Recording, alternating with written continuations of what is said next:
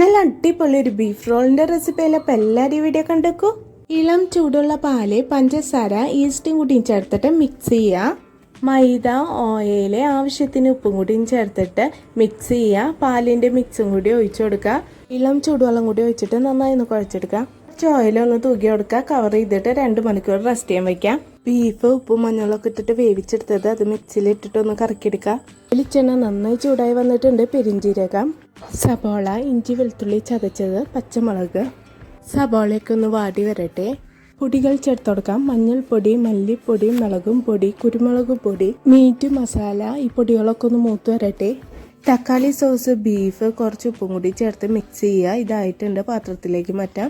ഉരുളെടുക്കുക. ചെറുതായി ഒന്ന് പരത്തി കൊടുക്കുക. അതിലേക്ക് ഈ മിക്സ് വെച്ച് കൊടുത്തിട്ട് അരിവശത്തൊക്കെ വെള്ളമാക്കിയിട്ട് ഇതുപോലെ ഒന്ന് റോൾ ചെയ്ത് കൊടുക്കുക. എല്ലാ ഭാഗവും ഒന്ന് ഒട്ടിച്ചു കൊടുക്കുക കേട്ടോ.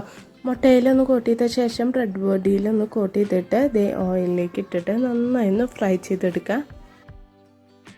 ഇതായിട്ടുണ്ട്. പാത്രത്തിലേക്ക് മാറ്റാം. നല്ല അടിപൊളി ടേസ്റ്റാണ്, നല്ല സോഫ്റ്റാണ്. അപ്പോൾ എല്ലാവരും ട്രൈ ചെയ്ത് നോക്കി. ഇഷ്ടമായെങ്കിൽ ലൈക്ക്, ഷെയർ, സബ്സ്ക്രൈബ്.